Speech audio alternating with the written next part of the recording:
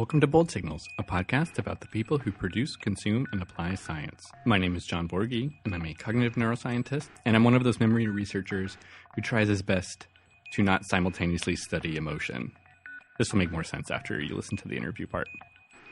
So just a quick note on scheduling. If you follow me on social media, you'll know that I'll soon be changing jobs and coasts. And so what this means for the podcast over the long term is basically nothing. This season is still intended to last 20 episodes, and I'm pretty excited to regroup and put together some really interesting things for season 3. Over the short term, though, this will probably mean some scheduling hiccups. I'm going to try to stay on as scheduled as possible, but that will probably get a little bit difficult after moving 3,000 miles with 2 cats. So if you pay attention to any kind of tech news or the quarter of social media devoted to social science and or data-related research, you may have heard about the leak of a bunch of user data, including usernames, from OkCupid. What differentiates this leak from others is that all this data was ostensibly released online under the guise of open science. Just as a terminology clarification, open science is the movement to make scientific research and data accessible to everyone. What this means in practice varies from person to person and from field to field. But the important part is that it's really just about making science and scientific data more broadly accessible and shareable. Anyway, because it's so steeped in the language of science, the person at the center of the controversy calls himself a researcher, for example, and he sometimes claims an institutional affiliation and definitely publishes things that look superficially like journal articles. It's often being reported as such. But the release of all this OkCupid data isn't science. It's hacking. It's just, and I use the word just there not to minimize the potential damage the release of this data could do, it's just hackers exploiting OkCupid's security vulnerabilities. It violated OkCupid's terms of service. It violated any common sense practice concerning data privacy, not to mention EU law on the topic, and it violated the basic tenets of research ethics. There's really a lot to dig into here, but I think it's worth noting that informed consent, which basically translates to ensuring participants in research studies both voluntarily choose to participate and understand their part in and nature of the research study they're participating in, is basically research ethics 101. Most of the time, ensuring informed consent involves having a potential participant read and sign a consent form. And lots of time and effort go into those consent forms before they start participating, and maybe, hopefully, usually go through a debriefing procedure afterwards. If this sounds straightforward, it's because it generally is. But recent developments in interrelated fields like genomics, citizen science, big data really profoundly complicate what it means to consent and participate in a research study. You know, if you volunteer for one study and then that study shares its data with other researchers, have you granted informed consent to participate in these future studies? It's an open question and one that science is dealing with. And there are tons of examples where the establishment of consent is very ambiguous. But as I said, science and the institutions around science are shifting to adjust to this new world. So while I think this situation is an excellent catalyst for talking about ethics in science, it's worth reinforcing that this leak and the actions that led up to this leak were not themselves science. They were just an individual or a small group of individuals exploiting security flaws and exhibiting some really bad behavior and then trying to cover that up under the guise of open science.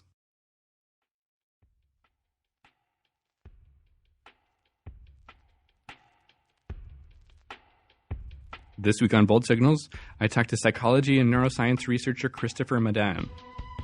In our interview, we talk about his work studying how emotion affects memory, scary, to me at least, sounding techniques like computational modeling and machine learning, and about navigating the shifting terrain that is scientific jargon.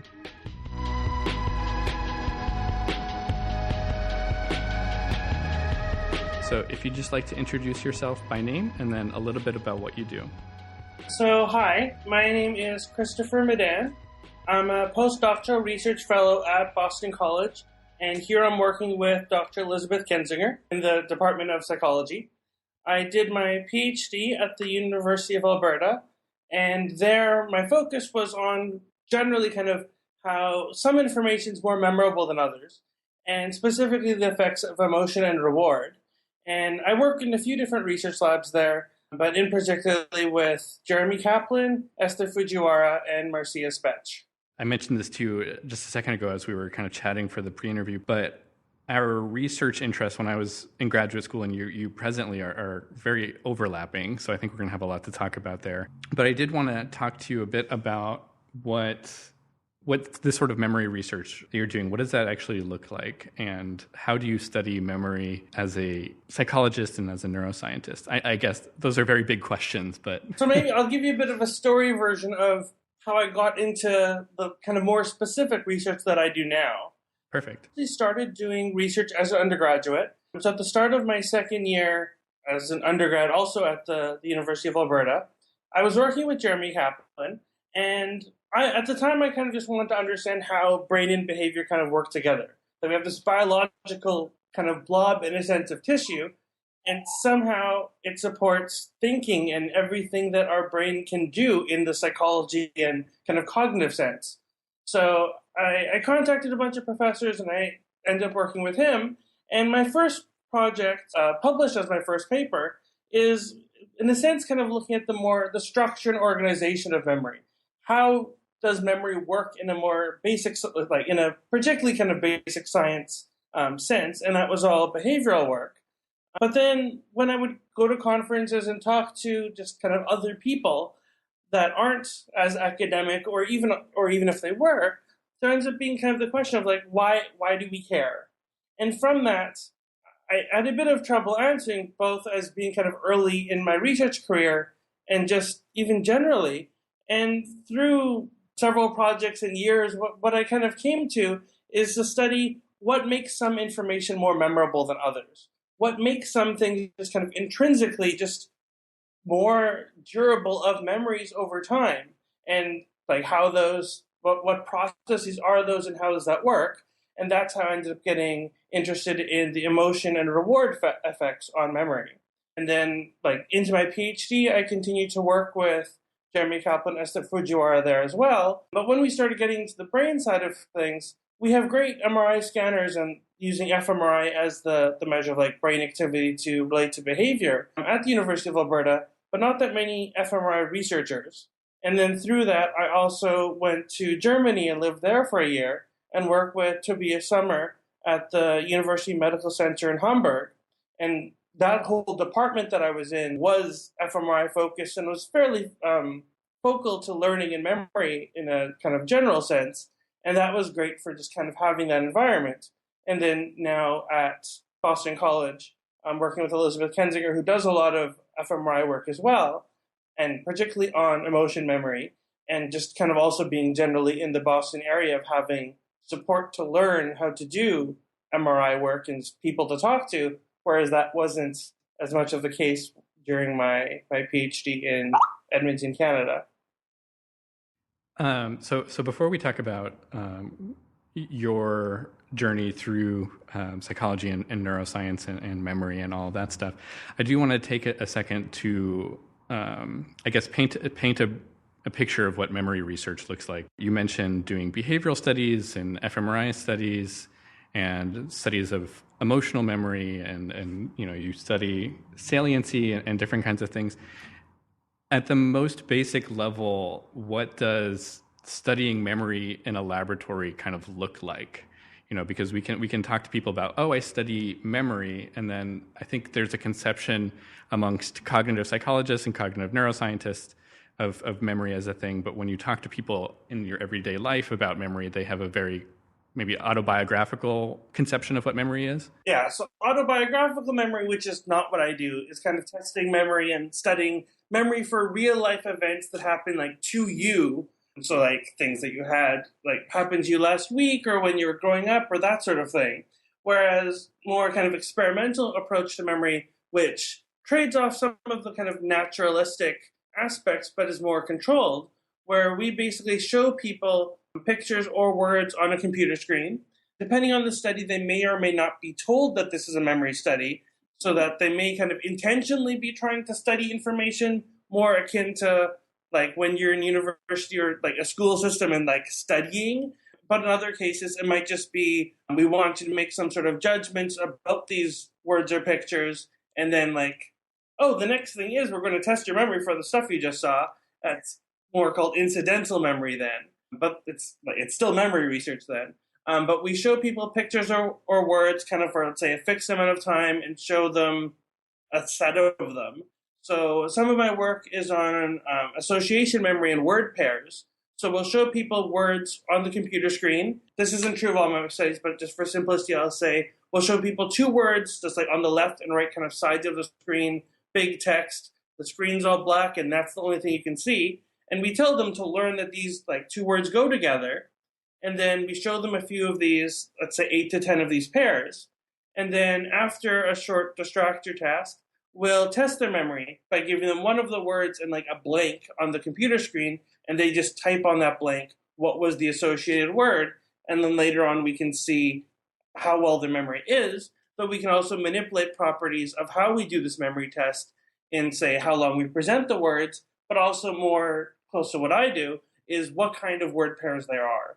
So let's say they're words that are more frequent, they're words that are more imageable versus abstract, where I'd say an imageable word is like a table, and an abstract thing is, say, justice. Or they could be emotional words. And again, in other cases, we'll have neutral then, and we can see how emotion influences people's ability to make these associations and also just kind of remember the content just itself. So I'm going to make a comment here that shows my bias as a cognitive neuroscientist, I guess. When I was doing this kind of research, we very purposely tried to not invoke emotion as much as possible. Well, if it's not what you're studying, then you want to control for, in a sense, it would be then a confounding factor. And yeah, you want to focus on the thing that you're studying and minimize other things that can also influence, in this sense, we'll say memory, that can very well influence it. But that is not to say that emotion and memory is not a gigantic and very important kind of area of research. It's just, for answering our particular questions, emotion was kind of noise in our experimental design. I always wonder, and I always ask people who do emotion research, how do you, and I think I know the answer for a lot of people, but how do you, I don't want to say apply emotion in your studies, but how do you kind of experimentally manipulate emotion? So in my own studies, it's content that's already emotional. So we'll use words that, like, let's say in some cases are neutral, in some cases have a negative emotional kind of aspect to them. In those studies, for the most case, they're still kind of in the realm of words that you'd read in a newspaper. So we can say weapon, we can say war, we can say gun. That's all that I have on the top of my head right now. But they're not like massacre. Like there's not pleasant words in there, and they're not very emotional, but they have that aspect. Of course, we can also use positive words as well, depending on kind of what aspect of emotion we're studying at the time. And then with pictures, there are kind of normed sets, and like the words are also normed to many people making ratings to see how they are. But there are kind of standard emotional picture sets that may go beyond what they'd want to print in like a newspaper or a show on TV, because they're not pleasant to look at. And as a researcher, when choosing what images to use in the study, like we looked at the norm ratings, of course, but we also need to look at the images before we say, here's the stuff that we're going to use to evoke this negative emotion in a particular research study. And they're not fun to look at too many of those at a time. Like you need to do other stuff and take a break after. But yeah, you're effectively using kind of standardized words and pictures that are known to have, like, and as a researcher and from these ratings, like it's clear, that have an emotional aspect to them and aren't just neutral information like everything else. Yeah, just another anecdote about doing this kind of research. I remember being in seminars where my peers were presenting their research, and the emotion research side of things, whenever they would put up their experiment, the diagram showing how their experiment proceeded forward, and they would include images, everyone would always like look away in horror at these. I have had times when co-authors have told me like not to use that picture on the research poster because it's too strong. Like maybe just show a neutral pair and then like say that the other ones were there, but not have a picture of it, because like we don't really want to show that, or using a less emotional one rather than this isn't somewhere in the average of the distribution that we're showing, because they're not fun to look at. Like when you're talking about the research, you're studying the effects of it, but you don't have to like show the real stimuli itself. Yeah. So I am curious. I mean, you talked a little bit about how you got into this specific field of research. And I think that's a story that, we hear a lot on the podcast. You end up in a lab and they're doing this kind of thing and you transfer this interest into kind of a career. But I'm interested in going a little bit further back in how you became interested in these kind of broader questions of the brain and behavior more generally, because I'm somebody who's a neuroscientist myself, so I can understand when you say, oh, I was interested in how this glob of matter in our heads translates to all this stuff, but that's not a question, or that's not a thing that everyone is interested in enough to go get a PhD in. It's many years to get from that level of kind of vague interest to where I am now. Right. So earlier on, when let's say in grade school and like starting university, if someone asked like, what do you plan to do like next or afterwards or whatnot, I would have said that I was studying for medicine. Kind of looking back and with hindsight, I should have known to some degree that that wasn't a great of a plan just for me personally. I guess the two major things that why I think I am and well, both currently and at the time even, was not so suited to take that path is in high school when there were biology labs and you had to dissect things, I didn't really like doing that. And like you'd usually do, at least for me in my school, and we usually did this as kind of a group project, like let's say 2 or 3 of you dissecting like a cow heart or something's eye or something like that kind of sort of thing. I was more like following the instructions and like let's say directing the group mates of what to do, like making sure they make the incisions at the right place. But I just didn't like handling like the gooey wet lab sort of thing itself. And even like going in university when taking wet lab courses that were more, let's say, microbiology kind of oriented, I didn't really like the lab part. Like when it's theoretical and like how do these things work, that's one thing. But when it's the hands-on gooey stuff, I didn't like that so much. And let's say even in the research, like if I'm going to do research, why, to some degree, why the path that I did take, I also didn't like when you're doing wet lab work, let's say you make a mistake, you basically need to start over then. Like depends how big of a mistake.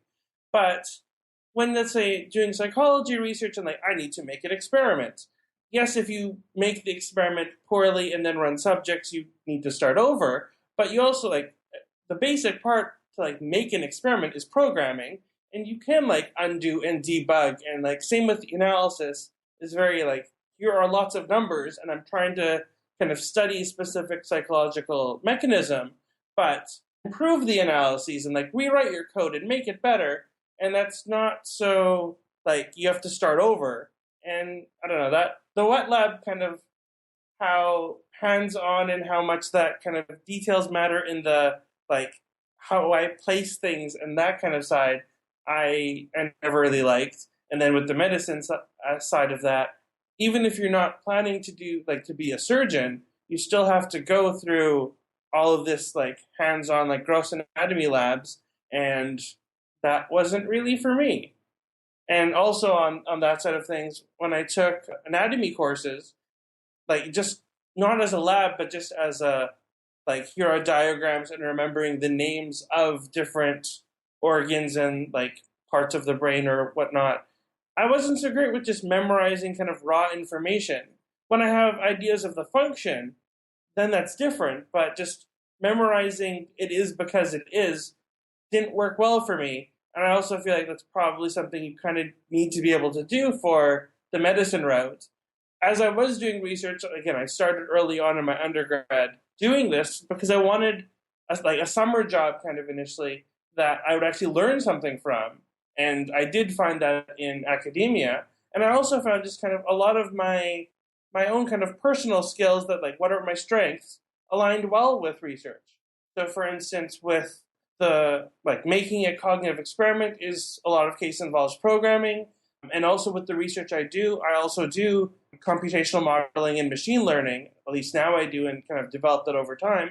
I've always had an aptitude for kind of computer programming side of things. And I wanted to make it a bit more applied and then went into psychology and kind of cognition and then also imaging, well, neuroimaging. But it just felt like a much better fit and just kind of over time evolving into figuring out what is like what is the path for me, became going again into research. And then if I wasn't doing medicine directly, then the brain is still kind of a biological thing itself, and then going from psychology and kind of converging back into the biology of what underlies cognition, which is effectively at least one side of what neuroimaging is then.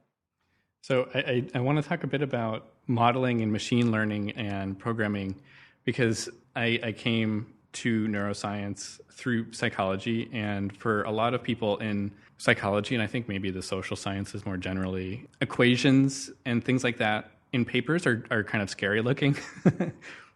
I don't mean to stereotype a whole field. Yeah, yeah. I've also had that impression of, like, let's say people in their undergrad or like starting grad studies without research experience, and when they're going in, it's like, okay, you need to program an experiment as one of like the first things you do, like while you're reading like background literature, but before you have any real data. That's quite a hurdle for many people. Absolutely, and I think there's a large part of a large part of that is because nobody tells you early on, like, oh, this is going to involve some math and some computer programming. Maybe that's changing Right. now that everybody's learning programming to a certain extent. Well, I feel like they get some background in statistics, but then that's still not the same as I actually, again, say programming an experiment and doing the analyses from like raw data files into the things that then go into the statistics. It's kind of rare to find somebody who comes up through psychology and neuroscience who is comfortable doing programming. And I'm curious about, like, were you somebody who was doing that kind of stuff before you became interested in these questions about the brain and behavior, or did you develop these skills kind of in parallel? I'm just curious about where that came from for you. So it definitely was before. Not that it's really programming, but let's say HTML, when we didn't have as well, and not using fancy editor things that are now available, and probably were still available then. When I was small and we got like, I don't know if it was a 56K modem, but some sort of like dial-up modem, in part of the manual had some HTML code guide of sorts, and I wanted to just like figure it out because, like, I don't know, I was also, this is probably around junior high or even a bit earlier, and I just something to do to some degree in the summer. And then later on, like through junior high and high school, and somewhat into university, I would do freelance website designing, both like the graphic side of it as well as the programming. And like through that, learned PHP and MySQL databases kind of just on my own. Like, of course, looking up guides online, but not through any like formal training. So I had some programming experience before I started doing any research. And then to make like my first experiment, I learned Python because that's what we were using in the lab. And then to do the actual analyses in that lab, we were using MATLAB. So then I learned that kind of as I went. But I've always had a bit of an aptitude for programming. Like in, I guess, high school, I programmed some like physics equation solver things onto my graphing calculator. Like, you still need to show your work and like your homework in your exam, but if you could check and see that you had the right answer, that's always helpful. It wouldn't do all the work for me, but I could double check that I'm getting the right answer, at least given doing all that part right. So that was helpful. And then, yeah, I just felt as kind of a good real world skill. But then also in, let's say, early undergraduate studies, I thought about it, like, I didn't really think that was the path I wanted to take and, let's say, do a bachelor's in computing science and then take that route, but more as to use it as a skill. Like, I know most people aren't as comfortable using programming, but it is kind of the way things are continually kind of shifting over time, that it's more and more, some degree, becoming necessary. So to use it as a skill for something else, in this case, psychology and neuroscience research, rather than the focus itself, though in some cases, like I've written some research papers where I made, let's say, a MATLAB toolbox that does basically a kind of general analysis thing, that I built it for the sake of a specific project, but then also wrote the code to be a little bit more general purpose so that other people could use it then as well. And I think, speaking as somebody who's part of that community, anyone who's making these toolboxes is always, everyone feels very grateful that somebody else is doing that, because the statistics and the programming knowledge that I have was always picked up kind of in a rush after I realized I didn't actually know how to do something that I desperately needed to do, like on a very short deadline. Well, I also like that being the one who's programming it, you do also end up, I feel like, getting a bit more of a kind of basic understanding of how things work. Because as you're making it, you of course test the code that you're writing, and you can kind of test the boundary conditions, at least as things are implemented. What if I change this variable or that variable? How things kind of work together. And of course, you can kind of reverse engineer a toolbox a bit to get that understanding and not being the one who wrote it. But it also forces to have a bit of a deeper understanding of the psychological neuroscience thing that you're supposedly trying to model with this computational approach. So I do feel like it's kind of a reciprocal relationship there as well, and not just that using computing science and like, okay, now I can calculate this measure more easily or something, but it helps understand the mechanism at least as it's kind of theoretically posed in how you're building the thing. Yeah, just on that note, I remember my advisor when I was in graduate school, we were using ePrime or one of these packages that basically is drag and drop, design your experiment without doing a lot of inline programming. And her argument always was, well, I mean, this is fine, but you need to know everything about this program that you're building, because if you just use a package that's done for you, you don't know what assumptions are being made. And I think that's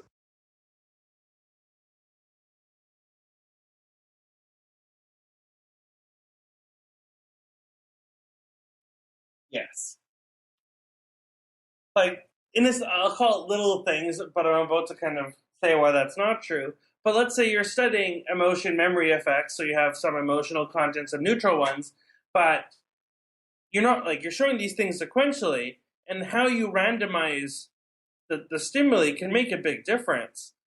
So usually it's kind of rigged so that it's not like fully random in that anything is possible, and that you could have in the block of stimuli half the things being emotional and the second half being neutral, but rigged that to say in a set of 4, it'll have 2 and 2 in these kind of sub blocks that like the subject won't notice. Like there's no difference in the timing, but just having more of these, more control. Because especially, let's say, if you do imaging, but also to some degree with just cognition as well, maybe there'll be some like that not all of the things are completely just additive, and that like, okay, we get like when you're shown something emotional, this happens, but what about information from just prior, or how this might affect things that are like coming up next, that very well can influence memory in the cognition side, but also in just like brain activity isn't fully additive when you present a lot of things close together.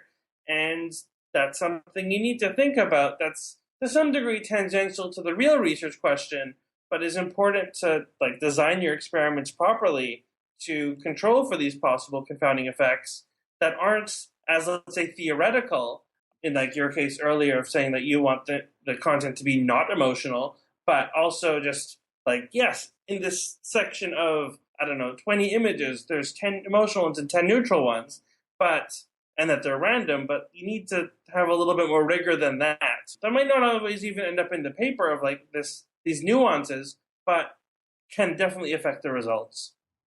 Yeah, and not only will it maybe not end up in the paper, this huge amount of effort you take to making something semi-random, but hopefully nobody will even notice it. And I say that meaning like the person sitting down and doing the task will hopefully not notice.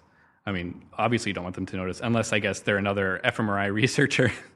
That's the point of like different randomization sequences. But at that point, that's actually related to your research question, rather than something you're kind of controlling for and trying to rule out just outright. Coming to cognition and neuroscience with some experience, I definitely developed more computational skills over time. It's not just that I came there with wherever I'm at now. Yeah. I think coming with any means you came with way more than most. Sure. So coming to cognition and neuroscience, I guess with an aptitude for this kind of thing, and developing skills on the job, as almost all of us do. I want to talk a bit about computational modeling and machine learning in brain imaging, because that, to me, is someone who doesn't have an aptitude for any of this stuff, kind of a scary, not scary, but when I see that, I don't know quite what to make of that. So when you see as someone with an aptitude for this kind of thing, machine learning or computational modeling in the context of brain imaging or cognition, what does that kind of thing mean to you? Well, I guess what I think it's good for, which at least, I don't know, that's where I start going with an answer, is you can only measure so many things behaviorally. And especially, for now, I'll just stick with behavior because it's simpler in a sense. You can only measure certain things. So at least with my case that I kind of explained with association memory, emotional words, just like as items themselves, are more memorable. But if you're interested in how you make associations between something emotional and like another item, either be another emotional word or a neutral word, the association, like when you're testing someone's memory, you can try and test an association and say, okay, were these two things together or not? And have like what's called then associative recognition. But there are other, like the items aren't, like that effect still spills in and is a factor. So in my first paper and in a few of them thereafter, I developed a kind of mathematical technique to try and separate out those item and association effects on memory of, to some degree, an arbitrary item property. So first I used it with words that are imageable versus abstract and more and less kind of frequency, but then also applied it to emotionality and some other word properties. And the idea that like there's these multiple things that are getting mixed together in a single measure, but if you can get a few different measures that are interrelated in that they're from the same subject and testing the same kind of cognitive mechanism, you can try and kind of, given some assumptions, you can try and mathematically derive these kind of latent variables that you can't just test outright, and through that learn more about the cognitive processes.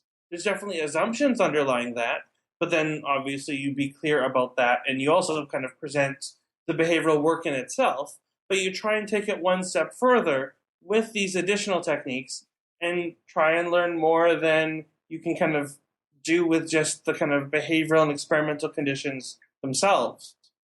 And then let's say with imaging, we just have, like with fMRI specifically, there's, well, all of them, but there's just a lot of data compared to what you just have. Like you obviously have cognitive behavioral stuff too, but you just have a whole brain of however many voxels that there's also stuff going on. And using these machine learning techniques to pick up patterns in the data and find, in a sense, let's say, latent measures that you maybe can't do as well with more standard methods, but using these techniques that are more designed to deal with large data sets. And like you still need to be able to interpret it as at least the researcher using it, and hopefully can at least somewhat convey that in like when you write it up as a paper and someone else without that background reads it and can still gain something from it and not just like they did like magic here and look what they found. So hopefully we can make it a bit more understandable than that. But the idea that we can use these computational techniques with their assumptions, and obviously should be clear about those and kind of work within the scope of that, and like, are these valid assumptions? But to try and pick up latent features of the data that are not as readily apparent with the kind of measures themselves. So these techniques are, I would say, being used increasingly, multivoxel pattern analysis and these different kind of more computational heavy techniques are being increasingly applied. And a funny anecdote, and then I'll ask a question, but when I first started getting involved in that kind of research, and we were collaborating with some computer scientists because we just didn't have. You need someone with the skill set. Yeah, we had. Download these files and we ran it, and this would happen. Sometimes I feel like conferences that people do that, and then it's hopefully you'll figure it out a bit more before you try and write this up, because just because it worked doesn't mean, well, like something happened doesn't mean you're doing it right.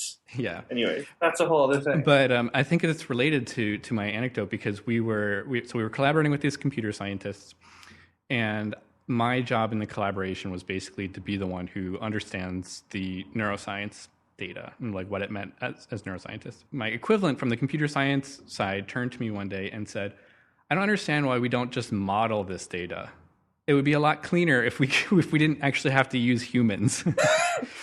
And it took me a while to figure out like how to respond to that. But I was like, you're right from your perspective. From my perspective, like that's what we're interested in. Like, it's a different research question. Right. But from my perspective, like the humans are the thing. Right. So, like, there's definitely like generative models where like you can say if all of these assumptions are true, or you could vary them for argument's sake, then what would the data look like? And then one, like to some degree, you'd say compare that to actual data and see if all these assumptions are true, does it look the same? And if some different set of assumptions, it would look different, then that's some support for saying this is, again, with some simplification still, this is what's underlying the human or whatever sort of behavioral data. But to some degree, that's a different research question, or at least a different approach than doing the opposite and saying, okay, we have data and we're trying to model it and kind of decompose its latent factors. And I guess one thing that I've been kind of developing over time then is kind of straddling these different fields from psychology and neuroscience and computer science. My competencies in all of them is definitely not equivalent, but getting out of it what I can and talking to people who are more in one of the other ones than I am, and kind of acting as a translator sometimes then too, in that maybe there's other people on the project who are less fluent in that and acting as an intermediate that has some skills in all of these, but also like you just, again, seeing the problem from a different way. And then as the person, let's say, on a project, maybe it is worth doing effectively a separate project on the different approach, and rather like, or putting it in as like a separate major section in the same study and viewing how these kind of complementary approaches can be applied to effectively the same larger question about like what are the processes underlying some sort of behavioral mechanism.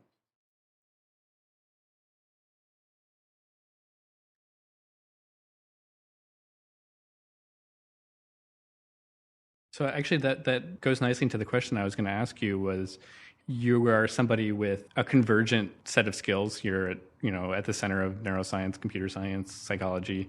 And so you are, my intuition was, and you mentioned this, was that you were asked to kind of translate back and forth through all of those things. How do you find that? Because I find that, maybe this is changing a little bit as psychologists are picking up some programming, and neuroscientists are certainly designing software packages and doing all kinds of things and have been for a long time. But those are three fields that, though they have convergent interests sometimes, have very different mindsets. So I think one slightly different question I think it ends up kind of converging with is by having learning what is the jargon versus what's a more colloquial to some degree way to express the same idea, that can make a big difference. And then also helps with just communicating with lay people in like scientific communication then, by not being as tied to this is the like proper way in the literature to phrase something, because to someone else from a different literature that term is meaningless, or even worse, maybe has different connotations. So being more aware of what someone else's background knowledge is, and then phrasing it in a way that hopefully makes sense to them. And of course, there's also a dialogue in that if you did say something at first that isn't quite sufficient, then you can go back and forth. But it also just makes you a stronger researcher, in that you have to have a more kind of conceptual and broader way of being able to view your work and being able to communicate, not just to kind of people who study the same kind of research question with that kind of a common approach, but are also in a kind of adjacent field that like they care and they want to understand what you're doing, but they don't know that same background as you. And rather than saying, here's a stack of books that you should read, because that's not helpful as a collaborator, being able to kind of translate that. Like, sure, maybe there's something you want to refer them to give them a bit more direct background too, but being able to kind of, be this translator between the kind of field-specific jargon, or preferably to some degree, more lay conceptual terms that convey the same idea, or at least the important parts of it, that maybe lose some of, let's say, the historic of why this term is the thing that's used, but get the idea across. Because that's what really matters. Like, the words are there to follow from convention, especially, let's say, when you write it up and the paper's only so long and you're not there to kind of talk someone through it. But being able to express the kind of underlying ideas more directly and not just all of the other field-specific things that are not as important, really. Yeah, and I think this is, again, just my experience, but when we talk about jargon as researchers, I think people who are maybe a little bit separate from psychology and neuroscience think that we're referring to technical terms about the scanner or the paradigm that we're using or something. But I'm sure this comes up in your research, even a word as simple as memory, which sounds simple, but it's such a loaded word that comes with so many assumptions for both neuroscientists and psychologists and computer scientists, frankly. Well, if you're in an intro to comp sci class and you're talking about memory, they don't mean the same thing as someone in an intro to psychology course. And I guess even intro to neuroscience, maybe they'll talk about like LTP and like cell signaling, and that's a different type of memory. Like, there's all of these have kind of underlying conceptual thing of, let's say, some storage of information that's somewhat temporary, like at least kind of time varying and in flux, but how it's instantiated in those like intro courses is very different. The example I always give, and this is half humorous example, half like this actually happened, was witnessing extended conversation / argument / fight between neuroscientists and cognitive psychologists about what the word object meant. Yeah, I can see that as being not straightforward. And when you add in a computer scientist to that conversation, object-oriented programming, they mean something else with object. Hopefully they'll understand that you mean something else. Like you just have a different use of the word. But with imaging and kind of cognitive psychology, I feel like it's a more nuanced argument that is not straightforward to approach. I did want to pick up on your point about understanding and translating these words and these broader concepts from one field to another, and how that can be a useful thing for both your own understanding, but also for making things clear to lay people or non-scientists, or however you want to call somebody who doesn't work in the lab day to day. You're somebody that I know has done some kind of broader science outreach. I think we first started tweeting at each other because you took over the Real Scientist Twitter account for a week and started talking about neuroscience, and people were very interested in all of what you had to say. So I wanted to talk a bit about science outreach and psychology and neuroscience outreach more specifically. As a working scientist and as somebody who spends a large part of their professional time doing research, how do you view the outreach side of things? I think it's important. So we're doing all of these things, and this is, okay, for argument's sake, as let's say a basic science researcher, like I don't work with clinical populations, and that was a thing that kept coming up when I was on Real Scientists about how might this disorder relate to memory or decision making. I can say random things, but I don't that's not my education or my kind of personal goal. From basic science, some degree what we can say is limited, but just conveying kind of the things that might seem really basic to us about how the brain works and that there's different parts and how some kind of, I don't like going into brain region does this. I feel like as a field we should be moving past that, but some kind of correspondence between different brain regions and cognitive tasks. We know a lot, and having interested lay people who want to understand, kind of at least on a vague level, what we do, I think we should do what we can to share that information. And you do have to be careful in how you phrase things. I don't like the fMRI kind of term of a brain region lighting up. You can say that there's more activity in this region for when people are seeing, I'll just say emotional pictures than neutral ones. You're still making a lot of simplifications relative to, for argument's sake, the title of the podcast being bold signals, and we're measuring bold. And then what does that mean in terms of magnet fields, and it's an MRI scanner. That's what we're really measuring, how that works. There's still a lot of steps that you're kind of away from the real science. And even in the papers, you don't really get into that because it's kind of just assumed there that like, well, you say you measure these like bold volumes and like what the TR is and all that, but so you have to figure kind of the right things to kind of rephrase and make more colloquial to still keep as much of the science as true as you can to the underlying principle, convey the bigger picture, like obviously like controlling the different sequence of things presented. Lay people will hopefully just assume that you did your science right. If they want to, then obviously, like depending on the medium, they can ask questions or see the actual article within open access and that side of things. But conveying like, okay, what like I study memory for things that are kind of more important and looking at emotion and reward effects, some degree also motor processing, and also looking at how this influences decision making. Because like testing memory itself is a little bit artificial in that what's the first thing that comes to mind and like effectively doing free recall or doing like a huge recall procedure. What was associated with this? They're a little bit forced. So saying, would you rather, between these two outcomes, which one would you rather choose? Well, options that lead to outcomes. Which would you rather choose? And kind of indirectly looking at memory effects through how they kind of manifest in decision making.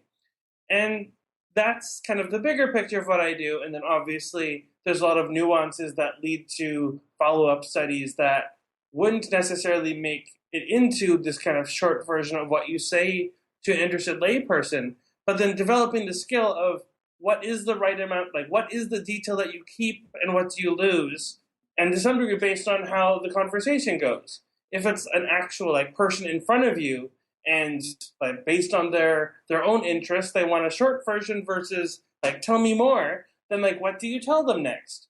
And that is definitely an acquired skill that is not taught in the academic system, but can make a big difference. And like, yes, scientists are real people, and this is what we do, and this is what we study, and here's at least some version of why we think it's interesting. The big one for me for cognitive neuro sort of things is we can, I guess, talk about why this might be. There's certainly a literature on it, but people seem particularly intrigued by neuroscientific explanations for behavioral type things. You mentioned lighting up the brain. You know, whenever you say like throw a brain image on something, people seem to like that. And this is something that comes up for me certainly when talking to people on social media, and I think came up even when we were communicating on Real Scientists, is balancing certainty versus uncertainty when talking about neuro and cognition type stuff. You don't want to mislead people and say like, oh, this thing is very certain. Here are all the studies showing, you know, this part of the brain is involved in this. But you also don't want to say we don't know anything. Right. So otherwise, like, what are you even doing?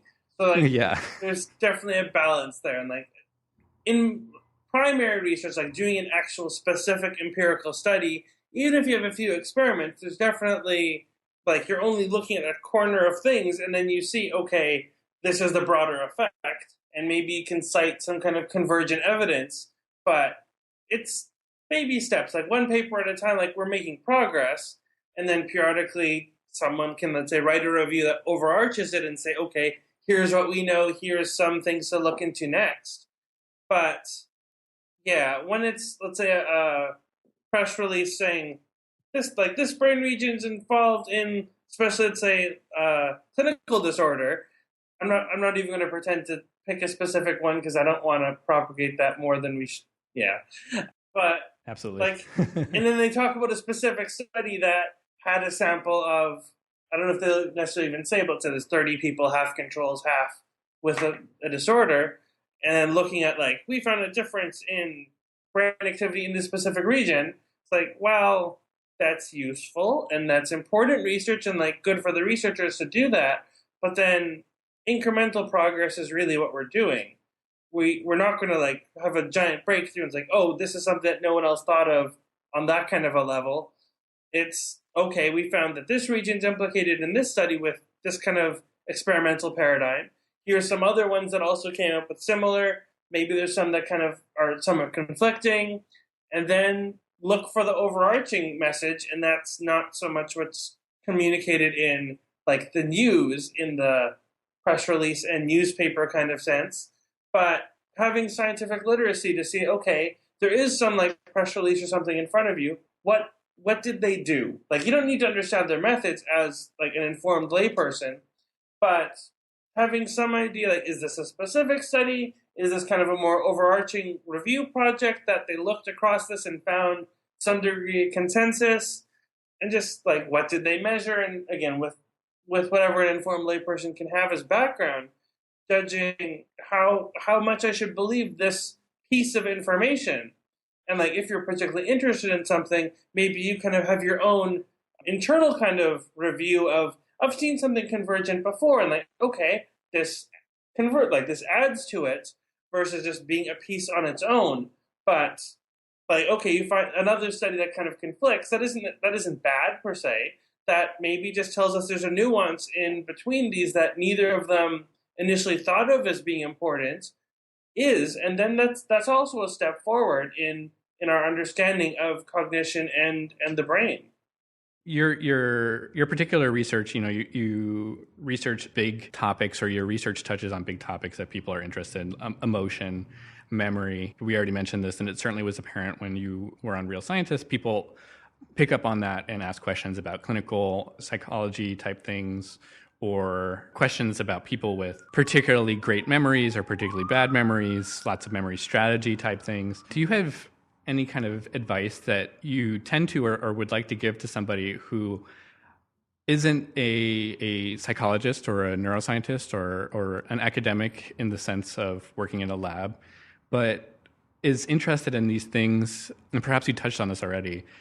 They're interested in these things, but they don't quite know how to evaluate all this information that's coming in about all of them, because if you log on to the internet and start Googling things that are kind of neuro or psychology-esque, you get lots of information, and not all of it is very good. I feel like I'd say generally not to look at specific studies, but look for more review-like things, especially ones that are less like written by an academic, but less oriented in terms of the field itself, but more summarizing it for lay people.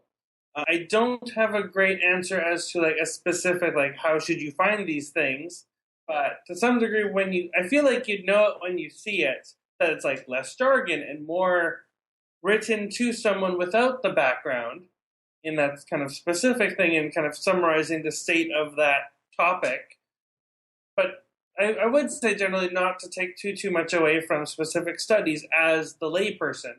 Like, for academics, that's very different. And like, okay, there's this new study here. How does it fit with my current understanding of the field and things that I'm working on and whatnot? And then maybe like plan to have condition that's related to that in your own study to replicate it or see how it fits with some other factors you're interested in. But for a layperson who's just interested in the topic, I think to not draw too much from those and not try to necessarily figure out the jargon for like understanding the specific piece in front of you, but to look for things that are more bigger picture and geared towards a layperson. But again, I don't have a great answer of like a specific place to find these. Yeah, I mean, I think part of that is there isn't really one good place, right? I feel like someone should do something about that. Well, I work in a library, and I can tell you, the place to look depends very much on the question you're asking, right? And I don't want to, I feel like I don't want to talk too much, but one good way to, if somebody's listening to this podcast and is interested in neuroscience kind of questions and isn't quite sure where to look, there's a lot of neuroscientists on Twitter you can just ask. And in general, it's a crowd that if you ask a question that is like a genuine question, and you obviously understand that not every neuroscientist has the time to answer every question that's posed to them, but people are pretty happy to answer questions. There's a lot of people, and they should have some at least especially when they like get their PhD and all of that, they should have expertise outside of their specific research.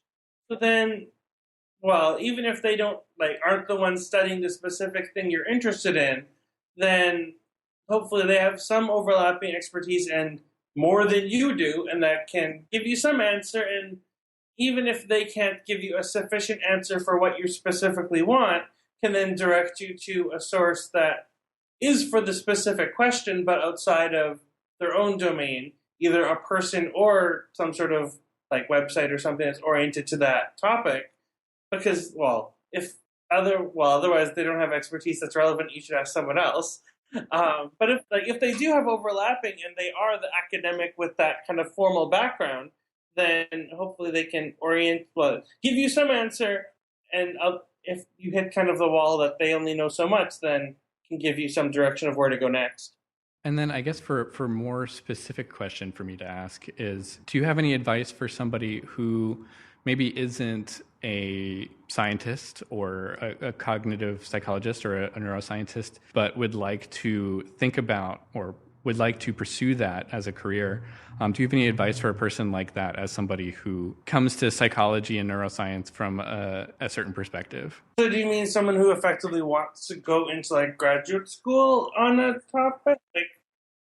Yeah, I guess so, yeah. So at least for someone, I'll say, start who's, let's say, currently an undergraduate and interested in research in kind of the vague direction of psychology and or neuroscience is cool, and I want to learn more, then if you're already in the at some academic institute, then I would say look up who's in the psychology or neuroscience department or whatever the cognitive science or whatever the relevant term is, and see who does interesting things and send them an email and ask to meet with them. For the most part, they're happy to do that. Even if it isn't necessarily to work in their lab, but just I want to know more about what it is to be an academic studying the type of stuff that you do.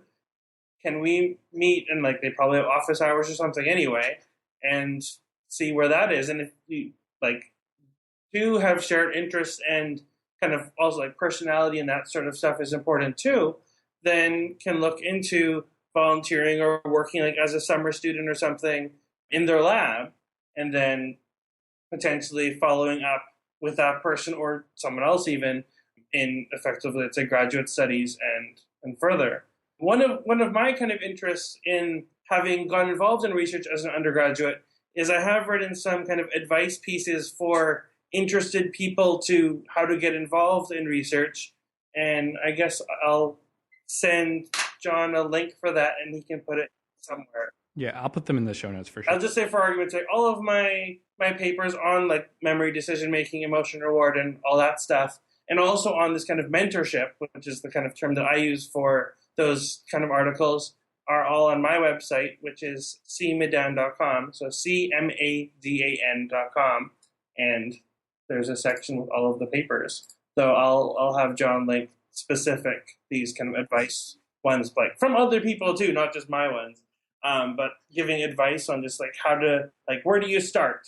How do you get involved and figure out if this is something you actually want to pursue, or if you kind of have that already, then figuring out who to contact, how to figure out what person might have the kind of best overlapping interest with your kind of vague version, and then where to go from there. As somebody who came to cognitive neuroscience without any programming I had some statistical knowledge, I guess. One of the things that I really regret is not doing programming earlier on. So I guess my last question is, for somebody who's thinking about graduate school or postdoc or any kind of advancement in the field, do you have any advice about concrete skills that might be useful to pick up? So I'll start with a little bit of an anecdote. So the first researcher that I started working with, Jeremy Kaplan, he's the one I contacted when I was in my second year as an undergrad. And I contacted him early on, so in October, with the idea of working in the summer, and ended up volunteering basically from that point onwards and through doing research courses and whatnot. But at the time, I didn't really know this, but he had just started. So he started at the university in the summer as an assistant professor. So he didn't really have a lab yet. So when we had a few people also contact him and had enough to start having lab meetings, because I had more kind of aptitude towards programming, I picked things up faster. And then later on, while I was still an undergraduate, but he did start getting graduate students, but we're new to the lab, though starting kind of at that higher point in that they had a bachelor's already. I had to train a lot of them in how to do programming generally and kind of how we do things in the lab. And we obviously have kind of some kind of general coherence of the memory studies that we do and how we implement them and whatnot. So I would train them, and I kind of picked up that there's kind of common issues that people end up having. And then over some time after that, I wrote a textbook on learning how to use MATLAB for behavioral research. So there's a link to that also on my website. And like there are other books as well, but why I wrote mine knowing that other things also exist was I felt like the other ones are a bit more of a reference book. And like, if you want to know about specific programming thing, there's a section on that. Whereas I tried to go more from like problem based. So like, here's a specific kind of starting with a simpler research question. How can we like make a bar graph or make a figure or do statistics to test something that you'd want to if you were that researcher? And for the most part, I kind of used open data sets that existed, and I remade figures from papers that go with those data sets. And it's like, okay, we're going to remake this figure number and from the data and just work forward and kind of build it up that way. So for someone who wants to get interested, like wants to get involved in research in psychology and neuroscience, and doesn't have that programming background, there are some books that are on this. So like, it's not just mine. There's also one book called MATLAB for Neuroscientists. There's some great Python books as well, and even some kind of just like guides online that you can work through to learn this. I do think it's important to kind of have a goal of what you want to be able to do. Not just, I want to learn this thing, but I want to learn it to be able to solve kind of, to some degree, it's a specific problem. And that kind of makes you a little bit more goal-oriented in what do I need to learn to get there. And you can find more kind of specific answers of how to solve the like randomization or whatever problem you need to do to get there.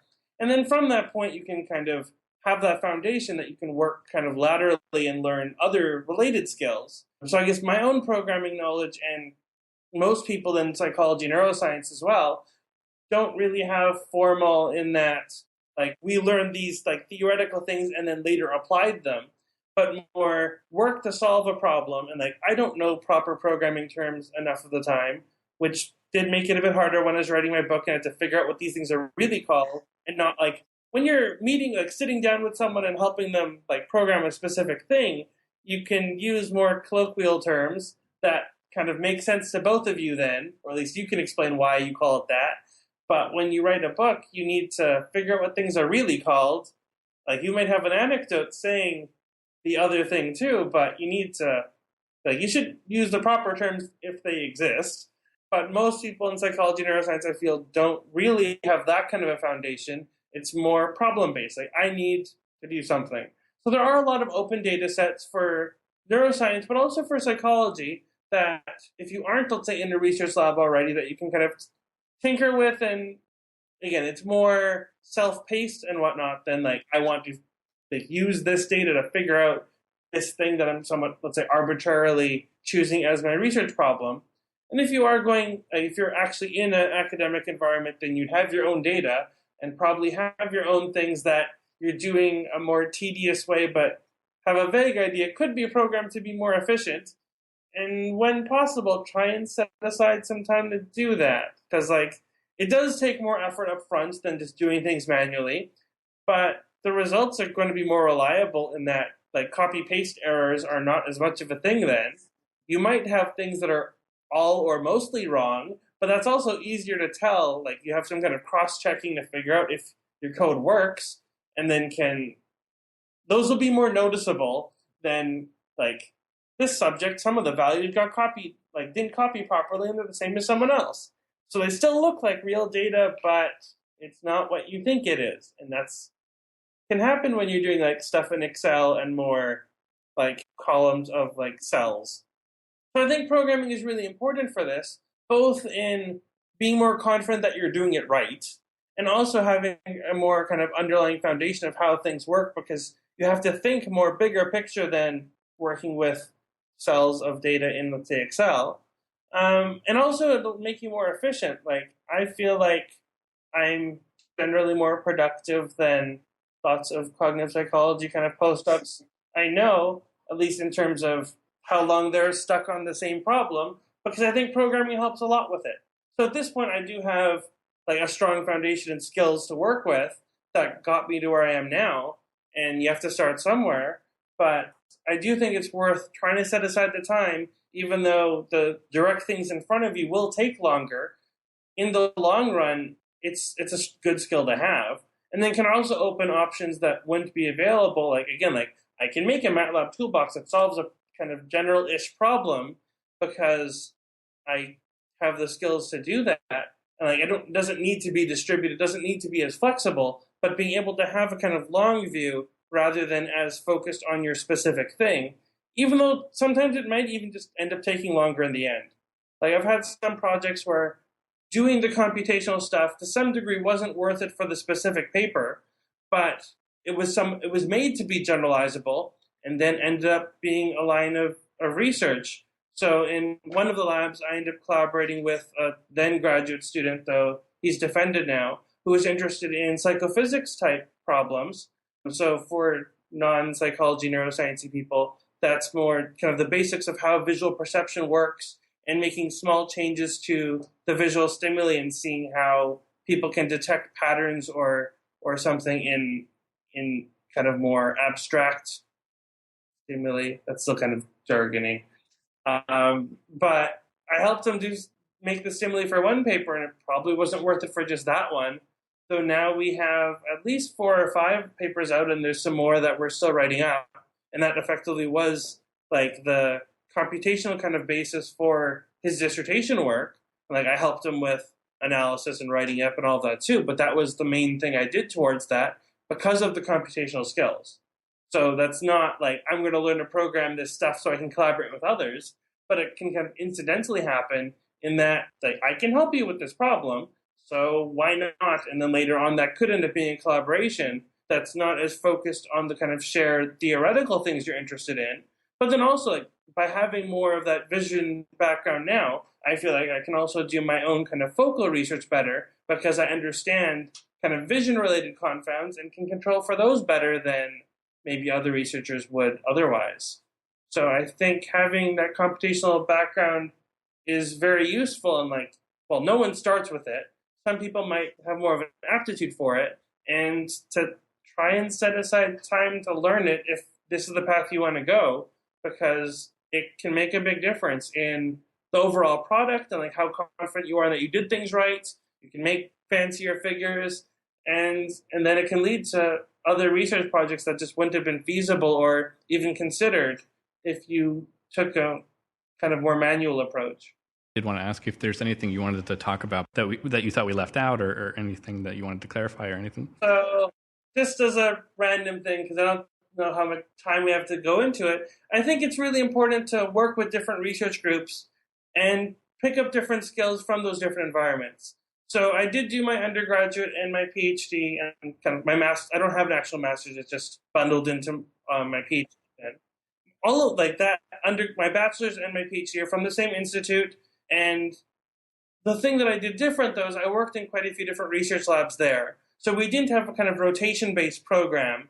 So that was because I had started in that lab earlier. I had less of, let's say, a learning curve going into graduate studies, but then did kind of convergent work with other people. And I have an overall coherence to my research, but benefiting from other people's expertise. And like in my case, I spent a year in Germany funded by, there's a German academic exchange, well, translates to German academic exchange service, but the German name for the organization is DAAD, which I did not pronounce German because that might make it harder for people to figure out what I'm saying. But like going in these other environments, and like here now I'm at Boston College in the United States, like going from these different places, work with who you can. There's definitely a balance in trying to like do too many things at once that effectively nothing gets done or takes too long at least. But not to stay like if you are in the research environment, not to stay too close to kind of just following in your PI's footsteps in that like someone else looks back at the work and says, well, what did this person really do, in that it's all kind of in line with one of their supervisors. But to kind of have this bigger picture view of like, what do you want to do? That definitely takes time to kind of figure out what you, at least it'll vary over time, but like what your answer is at least at that point. But to try and like work with who's around and has relevant skills, and like also like personality wise is important too, like who you get along with then. And to foster those collaborations that you can like still be working with them later, if you do continue with the academic route, but even otherwise, just have more of a balanced and kind of bigger picture view that you can take and can have a more coherence to the research in that you can do it better, but all and with the breadth and just figuring out what's your kind of unique thing that you're interested in relative to what other people are doing anyway. Absolutely. And I think that ties very nicely back into what you were saying about translating and working with different groups, that's even true within the same field. Right. So like for argument's sake, like one of my major collaborations and who I finished my PhD with, Marcia Spetch, she doesn't do any imaging and she does cognitive psychology, but more does comparative psychology. So she looks at how humans perform mainly spatial cognition, but also decision making now, but also compares it with pigeons. Like I'm trained to handle pigeons and worked with operant boxes and all of that stuff. Like I don't plan to do that going forward.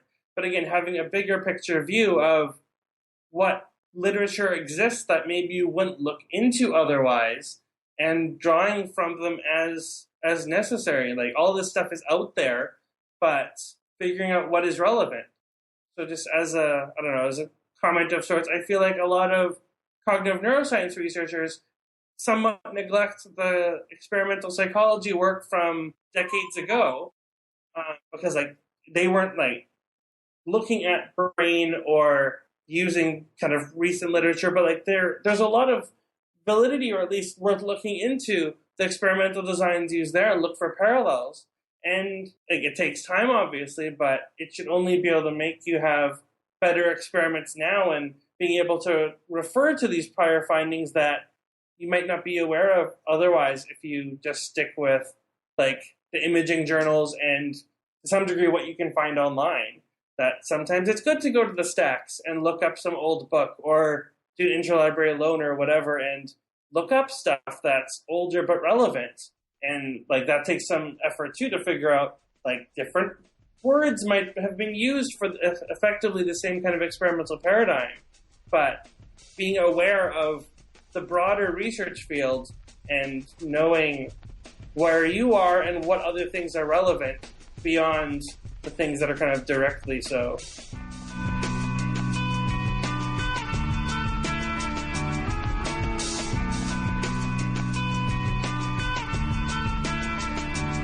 Thanks for listening. For links, show notes, Easter eggs, supplementary content, and all kinds of infographics and other material, check out our website, boldsignalspodcast.tumblr.com. If you'd like to follow us on social media, you can do so on Twitter, twitter.com/boldsignalspod, or on Facebook, facebook.com/boldsignalspod. If you have some feedback about the podcast, or would like to argue with us about whether the brain does or does not process information, yeah, that's a thing someone tried to argue this week, feel free also to email us, boldsignals@gmail.com. Bold Signals can be streamed through SoundCloud and through Stitcher, and you can subscribe and download episodes through iTunes. You can find this episode in MP3 format on Figshare.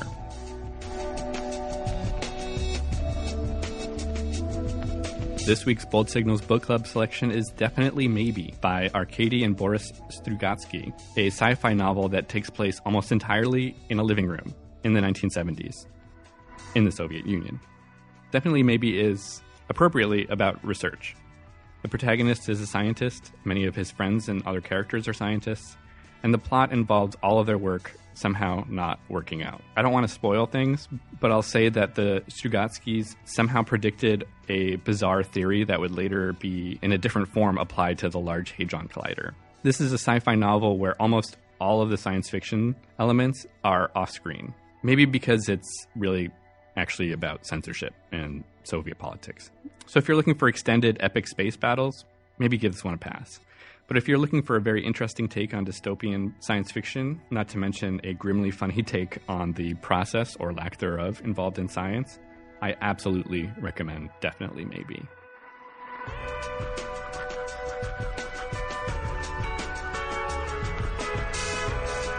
Thanks again for listening. If you like, dislike, or otherwise have strong feelings about the podcast, please do give us a star rating or a review on iTunes. The more star ratings and reviews we have, the more visible the podcast becomes, and the more visible the podcast becomes, hopefully the more people who can listen.